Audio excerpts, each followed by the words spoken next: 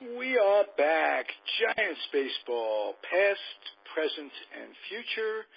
I'm Ralph Tyko. My co-host, actually, he's the big host. He's the guy, Tim Halla. How are you, sir? I'm doing well, Ralph. Good evening. How is everything up there in peaceful Alameda this evening? It is indeed. I was not thrilled with all of the election results, but some of them bode well in my favor. And the main one, of course, was a disappointment, but we never know what we're going to get for the president. It's always been that way. And we don't know how people are going to respond to the awesome responsibility of being president. Is he going to be able to put a lot of craziness aside, a lot of hatred aside? Is his country going to accept him? What do you think? Well, I think that's kind of where the responsibility really lies, Ralph. I can't put my faith in one human being. I have to put it into a bigger thing. I can't think that one man is going to be able to ruin us or improve us. It's got to take all of us to do good or bad. Right. It's almost like a team concept. You are only as strong as your weakest link. I think that Or if you want to really look at it, you can say, did the Cubs win the World Series or did Joe Madden win the World Series? Did the players actually went out and make it happen, or because Joe Madden sat there and switched a couple pitchers and moved a guy here or there, does he get all the credit? Well, that's always been such a big thing, the subjectivity of whether or not managers, coaches, trainers make a difference along the way, and how much of a difference, and bringing them together. And it isn't just pushing the buttons; it's keeping harmony within the team. It's judgment. Casey Stengel said keeping the 15 players that hate you away from the 10 players that are undecided. That's what being a manager. Well, and I think that there is a lot of parallel to that when it comes to the United States government. Yeah. If I want big government, then I'm not going to go out to my position at second base, and I'm going to have to tell my manager to go out there and do it for me because I don't feel like it today. I don't want to go out there just because I'm sad, or because somebody put dog poo on my lawn, or because my high school flag was burned at my opposing high schools on their high school football field. So I think I should adopt that mentality. I don't want to go play anymore just because I don't feel like it. Right. And blame it on everybody else. Everyone else, and put the blame on them and not be personally accountable for anything, because I don't have to be, and that's my right. It's my free will and my rite of passage that I don't have to do anything I don't want to. And I don't feel like going and playing today because my feelings are hurt. Right. Well, then let me ask you this. The biggest surprise in the election for me, I want to say hi to Patrick, too. He just came on. Hey, Patrick. Hey, Timmy. Hey, Ralph. Happy to have you back. And hi, buddy. We're just talking. We're just kind of a little post-election blues, and at the same time, a little post-election happiness in the sense that there's some hope. As Tim says, there's not one man out there that can completely tear us down, and there's no one out there that can completely build us up. We have to do it as a team, and I'm sure you'll agree with that. Right? Yeah. All right. Don't get too enthusiastic, Patrick. Don't get too fired up. Hey, it's political. Don't get me started. You have that's what we're supposed to do, is get you started. I was just saying the big surprise to me is the way that liberals, quote liberals, left-wingers, this, that, or the other thing, are reacting to Trump's winning in a way that they feared Trump supporters would react if Hillary won. And I think that is the strangest thing that I've ever seen. Voting for him would have been strange. Voting for her would have been strange. But not as strange as reacting. The Trump supporters were thugs, this, that, and the other thing. We're worried, will he give up? Will he concede peacefully, this, that, and the other thing? And now liberals are out demonstrating. And I'm not saying they shouldn't demonstrate. Folks are appalled that this human being, this person, who may not be a real human being, on a lot of levels has been elected, and rightfully so. The demonstrations just are shocking, given that they're coming from supposedly the least conservative side. That's just my point. And if you guys want to share that or go with that, fine. If you want to start talking a little ball, that would be fine, because that's what this is all about. Patrick, any reactions to what's going on in the world of Giants? They have two new coaches. One of them is Phil Nevin, who I really thought was a terrific third baseman and a terrific ball player, all-around ball player. And used to play for Bochy in San Diego. And I don't know much about the new first base coach. He's a career minor leaguer and minor league coach, instructor, rover.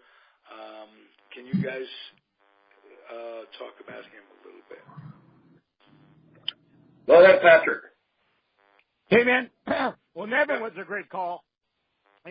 Solid baseball guy, one of those real high-intensity guys that just can't stomach losing. He was like that as a player. Cal State Fullerton, #1 draft pick.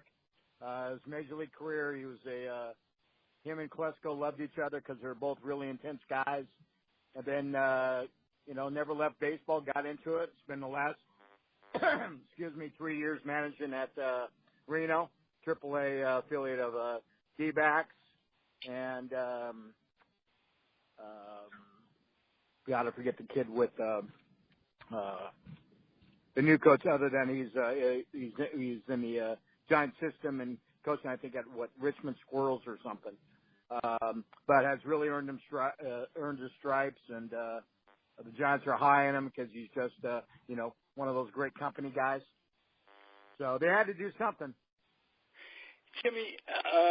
Patrick, Timmy and I were talking about the subjectivity of the effects of managers and coaches on teams, on baseball teams. Timmy had a great question. Was it the Cubs that won, or was it Joe Madden that won? And how much of an effect does Madden have? In your experience in a locker room, and we're not talking about pushing the buttons, we're talking about team communication, this, that, and the other thing. All this is absolutely opinion. It's very subjective. But how much effect do you think a manager or coaches have on the success of a team? Oh, hugely. Hugely. It's just like when you see a lot of teams that have won rings, you see, and I always watch the transactions closely. They always rehire them. Like Joe Torre had Zimmer, Tony Pena, just up and down baseball, especially old school guys. And unfortunately, when I was with the Giants, we had 3 managers: Bill Rigney, Joe Altobelli, and Dave Bristol. So Alto really had a pulse of the at the clubhouse because he was a Earl Weaver guy. Excuse me, but he was more of a mellow Earl Weaver guy. So he just knew how to massage guys. He was manager of the year one year, the year before they really tanked, if I'm not mistaken. Oh yeah, 78, and that was a great year. And Bristol, old school. He wasn't really a massager. Rigney was that was a favor hire. That Bob Lurie, first manager when they bought the team, they hired the original Giant manager, and it was kind of like a favor to horse. But those three managers, but it has a great deal because guys don't want to. All guys want is guys that are going to be accountable to BP and extra work and just be there, and no negativity. No negativity. And a lot of guys that are old school can get, possess some negativity, and they're not there for one reason, which is being there to get the work in as a coach, meaning, right. We got to, adjustments or getting all the work in of fly balls, grounders, and all that extra work at, 2 o'clock in the afternoon. Right. And then there are managers like Buck Showalter who will, when he was managing the Yankees, come up against probably the most beloved player on the team at the time, Don Mattingly. And his issue was Mattingly's mustache. And he might have come from management as well, but these guys are adults. This is what you choose to make an issue out of on your team is facial hair at this point in society. And that just amazed me. He lost the entire team, if I remember correctly, over that clash with Mattingly, the most respected guy on the ball club. And it just amazed me to see him in the World Series years later, and the Yankees sat home and watched it. But anyway, who was your favorite of the three managers? Bristol, Altobelli, or who did come from Baltimore, as a matter of fact, and Rigney, who had a storied managerial career with the Giants, storied in the sense that he took over for Leo DeRocher and with the New York Giants, and basically was, as any manager, his biggest job is, as I see it, is getting along with the superstar, the number one superstar, in this case Willie Mays, and Rigney and Mays clashed. Mays wasn't getting the attention and the adulation that Leo gave him just for being Willie every day, no matter what. And it kind of rubbed Willie the wrong way. It was combined with a number of negativities in Willie's life on a personal level, and the Giants moving out to San Francisco around that time. So it was a big upheaval for him. How do you remember those guys personally? You worked for them as a bat boy. Well, Rig was at the tail end of his career. That was like his last job. It was after 76.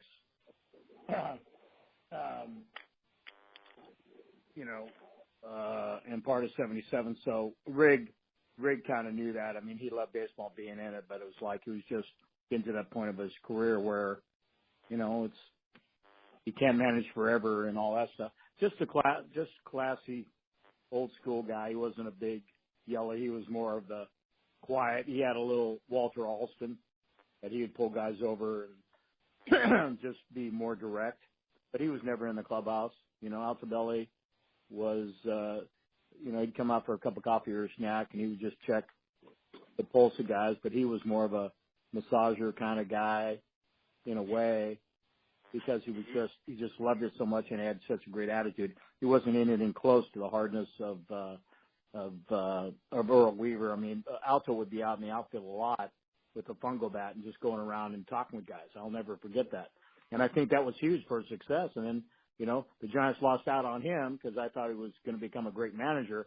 And then he went to Baltimore and won a World Series like 5 years later, the '89 team.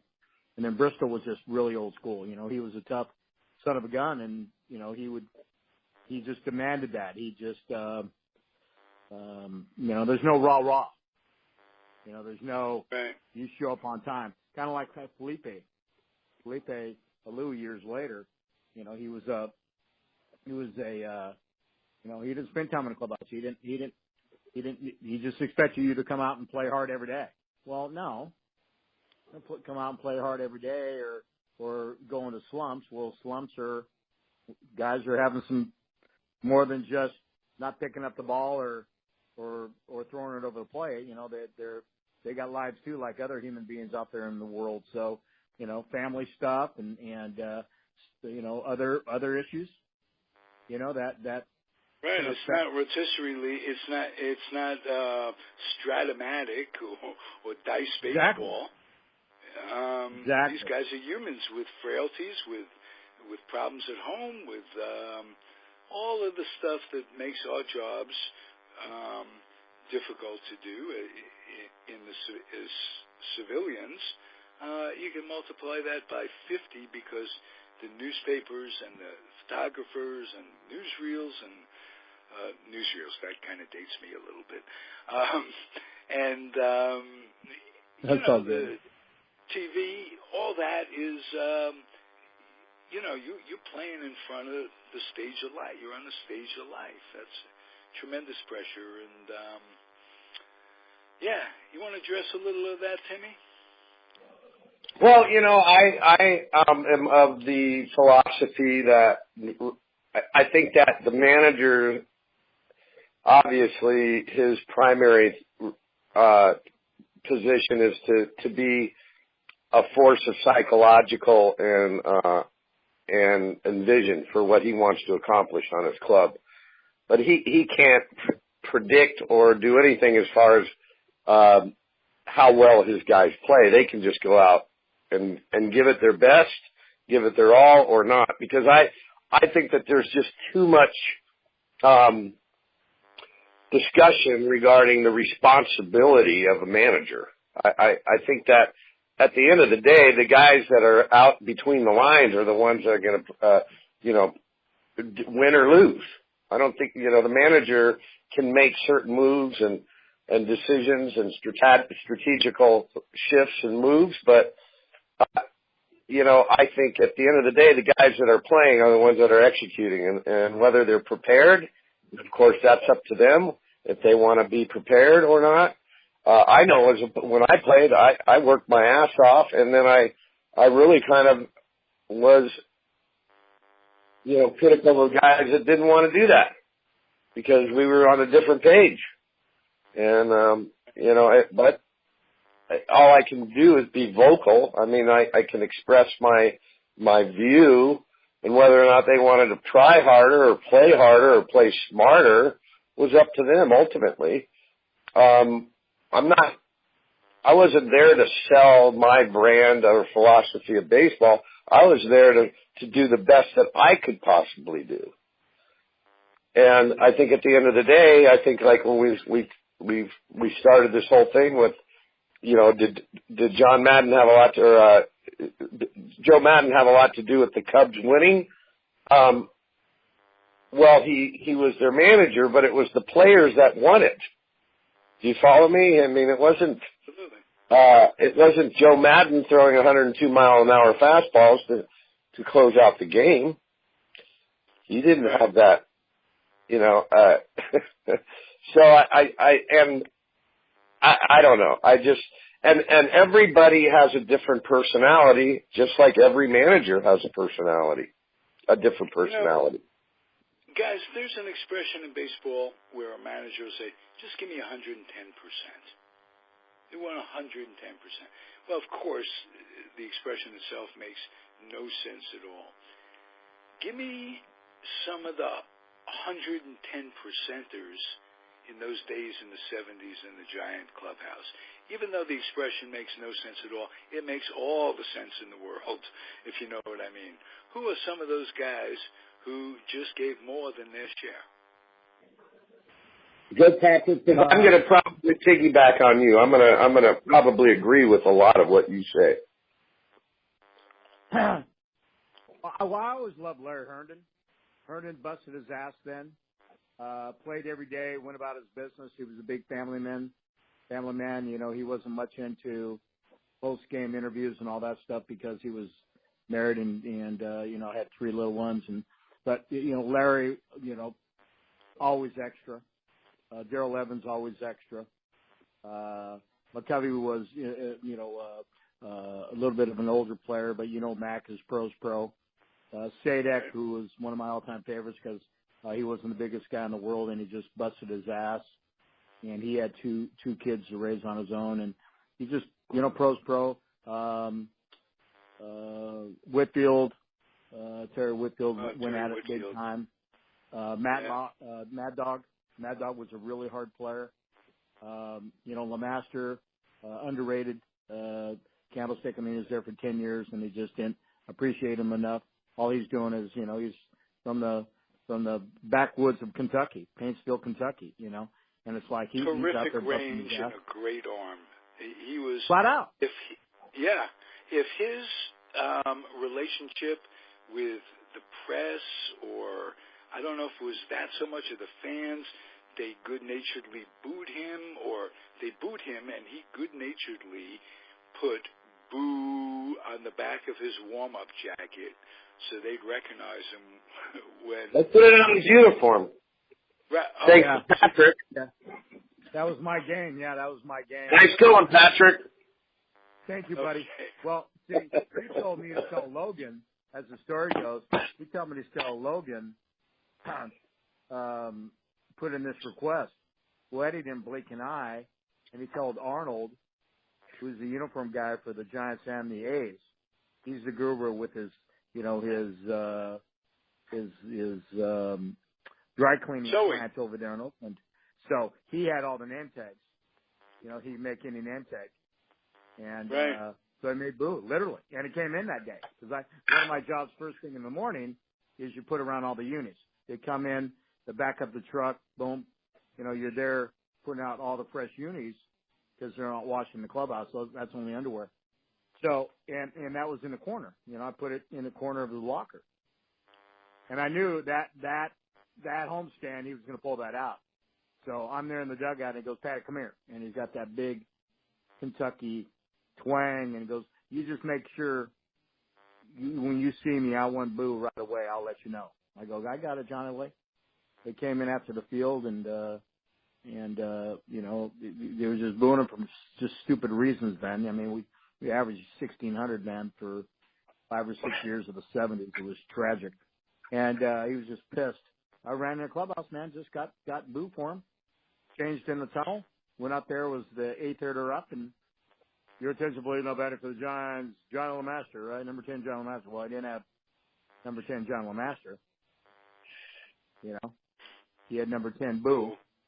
And he grounds out. He gets in there. Spec Richardson, the GM, calls down to the dugout and talks with Altabelli and says, you get him off that right now. You're fine. He's fine. Eddie Logan's going to lose his job. I mean, this was unprecedented. That would never happen. Never happen today. We would never, ever allowed that happen, to go out to the field in an official Giants game. Official email. Oh, come on. It's free speech, Patrick, for crying out loud. I know, right? How can you have a dictator up in the box telling you what you can or can't have on the back of your jersey? Well, right. I'll tell you what. When we wear the comfortably zoned radio network jersey, we want that thing pressed. We want everyone to look like everyone else's. I think that's discipline. That's the way it should be. I'm dressed in mine right now as we speak. Nothing else. I'm just wearing the jersey. I'm just walking around the house like an old man. In a jersey, for crying out loud. But, and Jim Barr was a badass. He went full strength. Montefusco gave a lot. Nepper gave a lot. Moffitt gave a lot. Lavelle gave a lot. You know, I mean, it was a good. Tell me some Johnny DiAquisto stories, either of you guys. I love Johnny. He's not only a friend of the show, my personal friend. Talk about the heater that he had and his relationship with the Giants. Well, another Nolan Ryan. Yeah. Like another Nolan Yeah, go ahead. Ryan. You know, the ceiling was high on him. You know? Right. The ceiling was high on him, and it just control problems was the only issue. That's the only reason why he was on 4 teams. You know, just San Diego, Montreal, Angels. I mean, it was like he just, you know, and the Giants were pitching rich. Later in the 70s, we got bite up from the A's in 78, and we had a solid rotation that year, especially the best in the 70s with Montefusco was healthy and strong. Halicki was solid, Jim Barr, Nepper, and Vida. So, you know, the Vida trade was absolutely monumental. I mean, that was 7 guys and $150,000. Right. That was like unheard of. Yeah, and that was a lot of money. Prime. That seemed like $160,000. You know, today is literally nothing. Minimum salary like $5. You know, and that was Charlie O. And you don't want to keep the dynasty together. And they lost all those guys. I couldn't imagine being an A's fan during that. I like the A's because they're on the other side of the bay. We had an AL team and an NL team. But that was just crushing if you're an A's guy to see them dismantle all that 5 straight division, 3 straight World Series dynasty team. Unreal. And it started with a mistake that Charlie Finley made by not paying the premiums on an annuity in his contract. And he inadvertently forgot to pay the premiums, voiding the contract. And I think after that, that was, in a way, that stuck in Charlie's craw a little bit, and he realized that it's going to be impossible for him to keep that team together.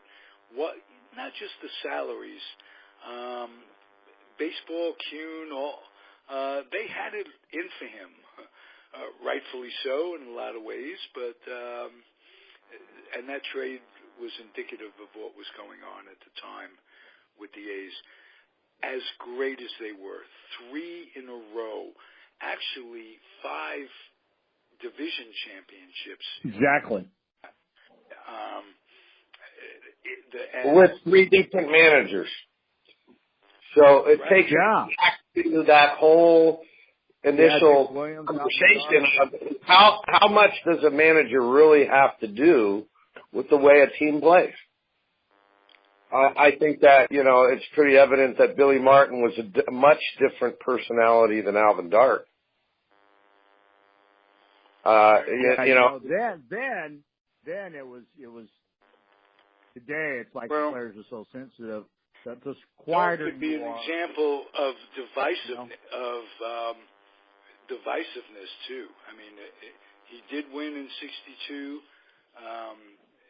There was a lot. He said a lot of stupid things, and he inflamed an awful lot of folks, an awful lot of players,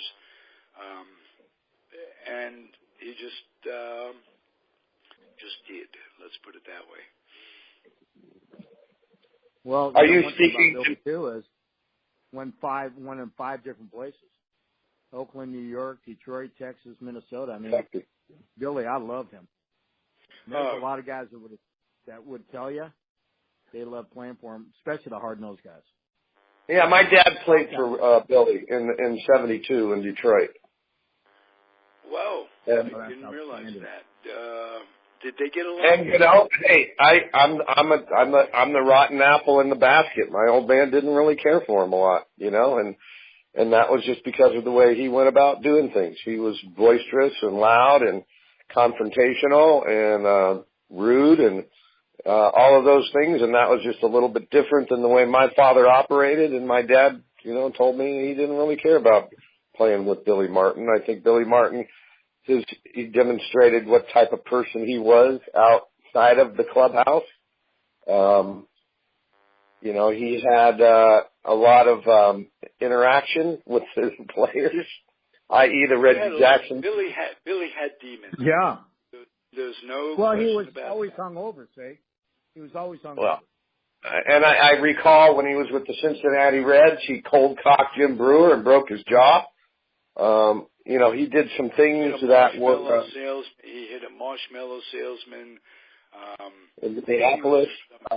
Incredible balls with the Yankees in the 50s, with one in particular against a fellow by the name of Clint Courtney, who was this big old country catcher, much like your dad, except didn't quite have the skills that Tom Haller had.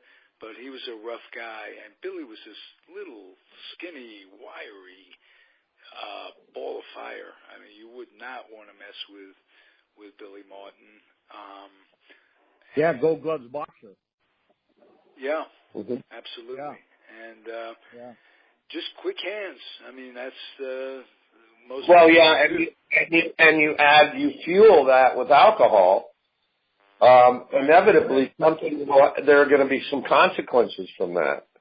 But Billy Martin, wherever he managed, he won. And, you know, I know the guys in Oakland didn't really care for him. You know, they made that perfectly clear.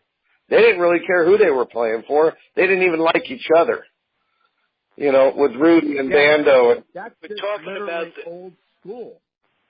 Yeah, the Billy Ball team was different than the team that was the dynasty in the 70s. The Billy Ball... 81 Billy Ball, yeah. Right. Yeah. But 182, yeah.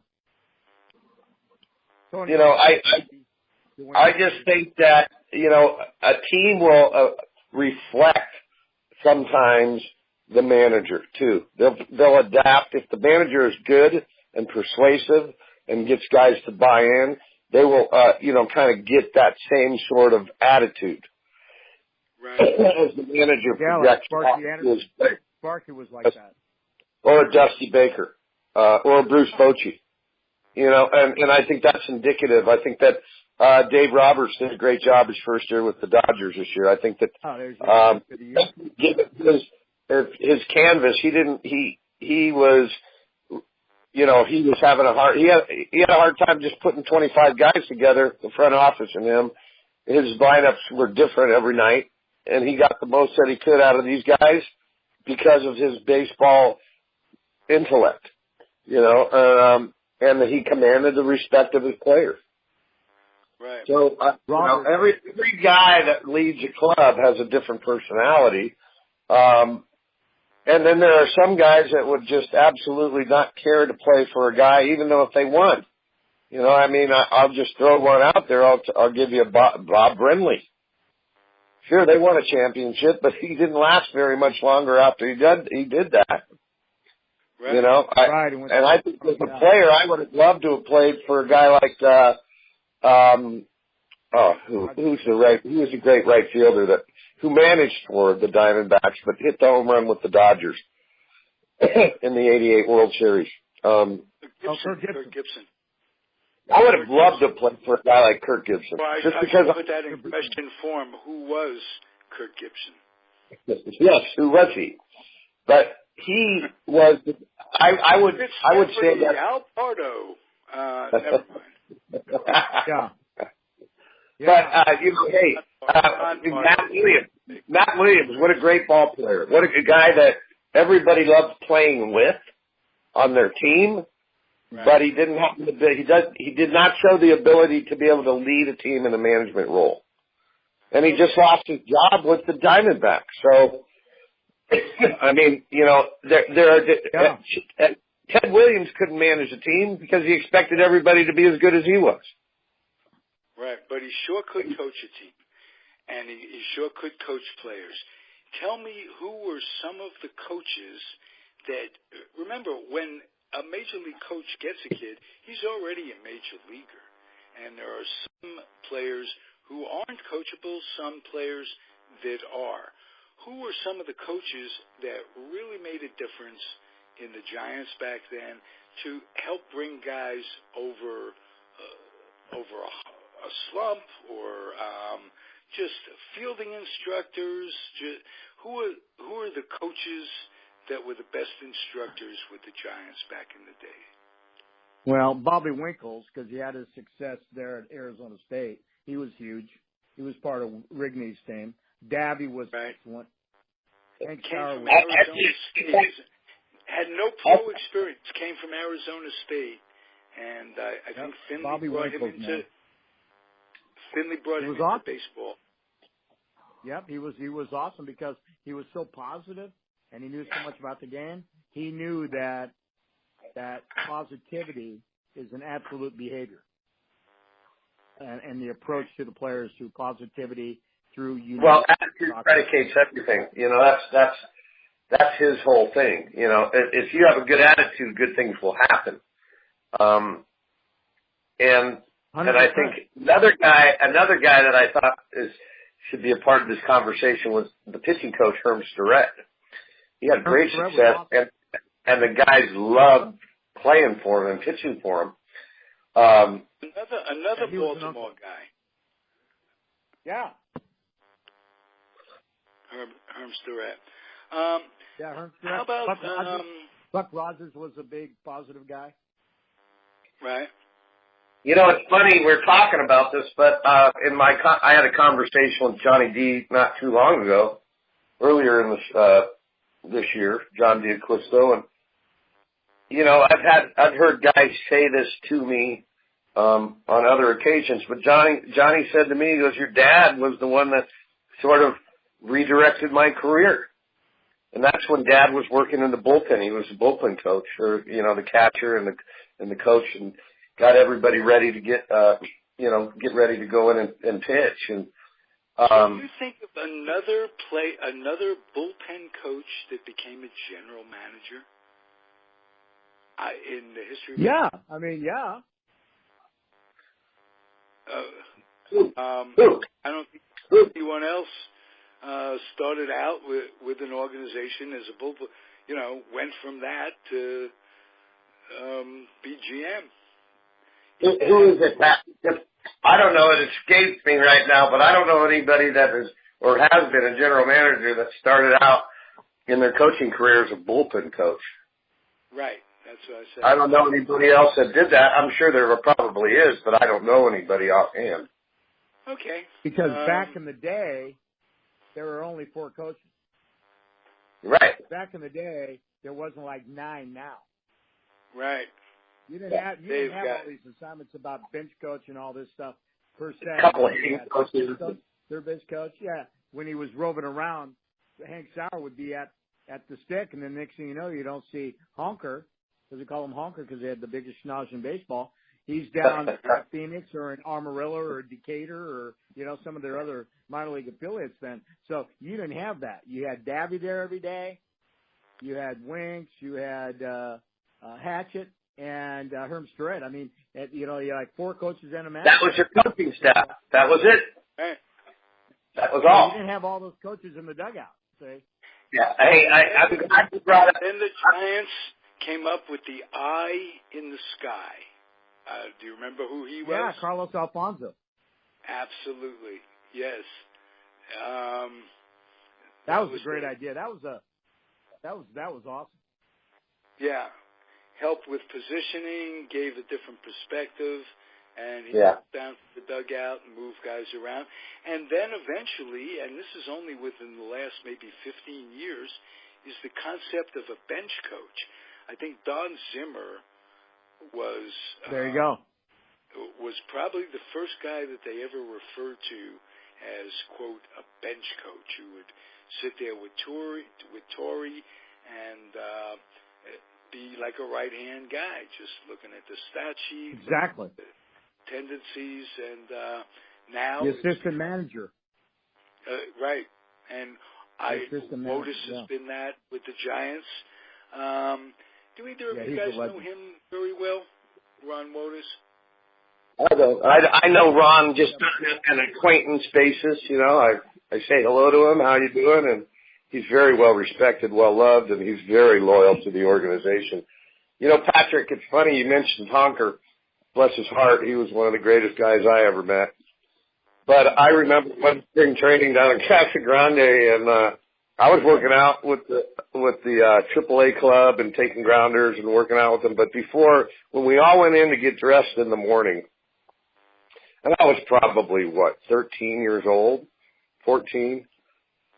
Everybody's coming in and getting dressed, and some of them are hungover, and some that haven't gone to bed yet. And it's spring training in Casa Grande. Yeah. And the coaches get there a little bit earlier. They've got a little bit of preparation to do or whatever. The guys are they're filing into the clubhouse, and Rocky Bridges yells to Hank Sauer. He goes, "Hey, Hank." "What, Rocky?" He goes, "What's it like waking up every morning and looking over a cliff?" And that probably was one of the funniest things I ever heard in my life. My dad laughed so hard he fell down. And it was just the greatest line I've ever heard in my whole life.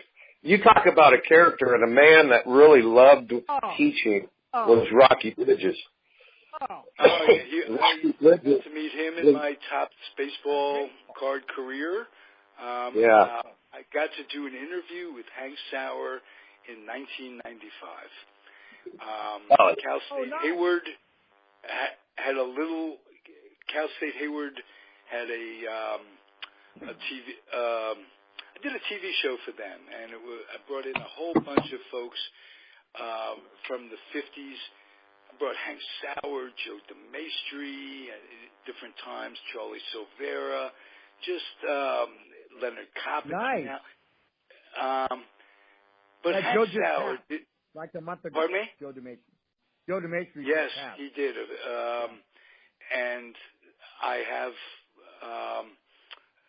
a great interview with him that's in the archives as well. But Hank Sauer, I'm doing this interview with him, and he was a Cub. He was Mr. Cub for a while before any. Yeah, MVP. All that, and and I said to him, but he had this illustrious career with the Giants. He played with them in '57. He rode with Willie Mays in the parade when they got out here in '58. He played in New York, and great knowledge. Like you guys were saying, he was the rover, the first kind of a rover guy. He said, I said, how do you describe your role, what you did? He says, well, guys were slumping. They'd say, call Hank. And they'd call in Hank, and he'd come in, and he'd be the batting coach. That's exactly what he did. I said, after all these years, you must consider yourself a Giant at this point. And he says, I consider myself a Cub. This is after Speck Richardson fires him after all the years he's doing advanced scouting for the Giants. That was messed up. That was messed up. He just fired him, and I'll never forget. My jaw dropped when he tells us. He says he didn't even have the decency to tell me in person. He had his shoeshine boy. That's what he called the Bobo at the time, and I can't remember who that was. Do you remember who that was? His assistant. In any event, he had his assistant fire him after 30 years with the organization. So there's. Was it Ralph Nelson that did that? Was it Ralph Nelson? It might.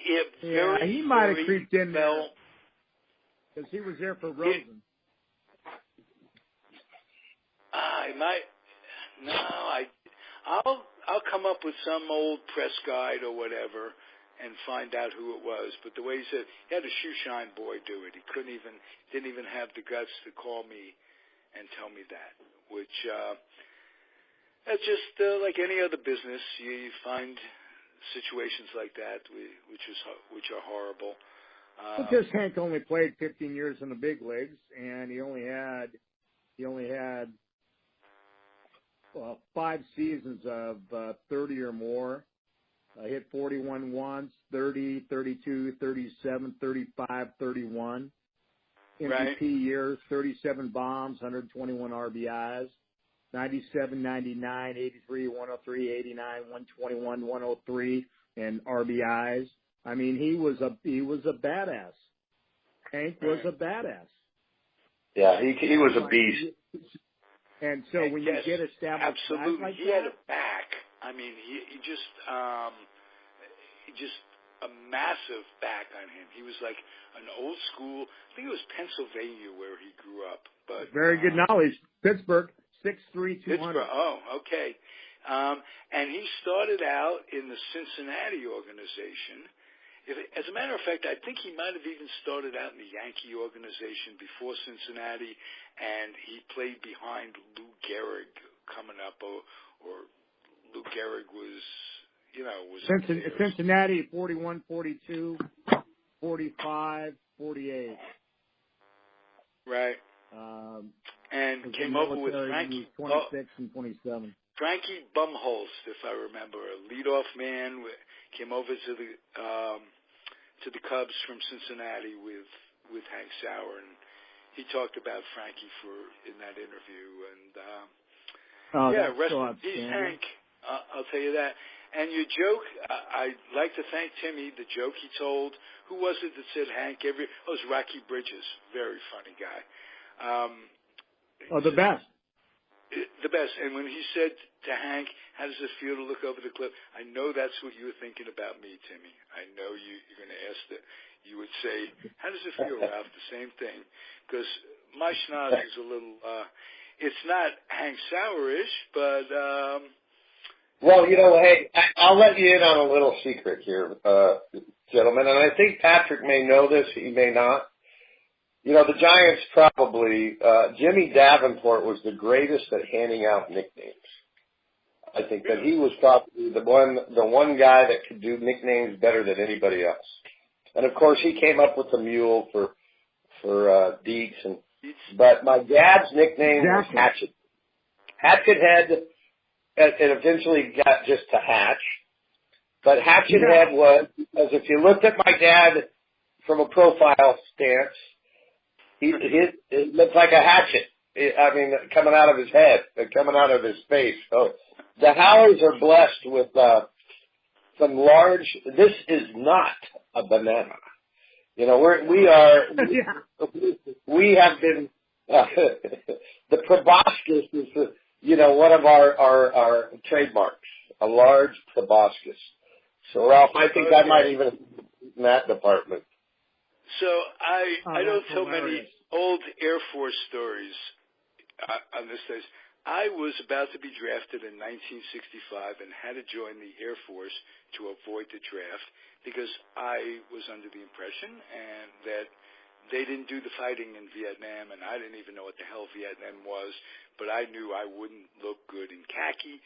I joined the Air Force, and they make me a supplies guy out in California, Travis Air Force Base, and I'm sitting in a little office in Expedite, which would supply parts to maintenance to fix the airplanes. And we'd have to put the parts in, find and get the parts from wherever they are, this, that, and the other thing. We're sitting around in an office, and a guy comes in, and he's wearing 2 stripes, just like me. And he stands over, I never saw him before, but he's assigned to work in this office. And get to know him, how you doing? And he's standing right over my shoulder, watching every transaction I made, everything I put down, get calls, you send out for parts. He's just standing watching with what I would consider to be, he was a younger man, but he had a schnoz that was just about as big as Hank's, and that would sound like an exaggeration to the average person. It really wasn't. His name was, I won't even say it, Sergeant Junker. That's what his name was. So he's got a big schnoz, and he's standing over my shoulder, and I looked up at him, and I said, if I had a bag of nickels, this, that, and the other thing, if you could fit nickels in that schnoz, made some wise-ass remark. The very next day, he sews on a 3rd stripe, and he becomes my supervisor for the next 2 years. So nice.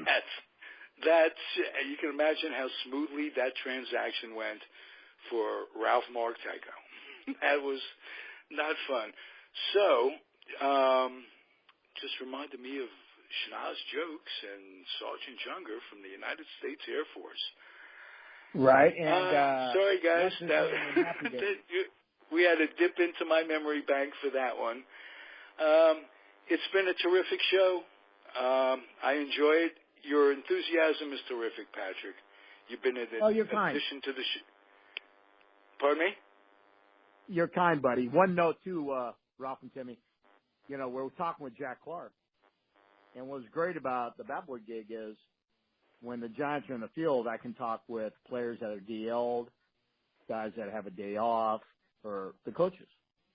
I mean, it's really great that way.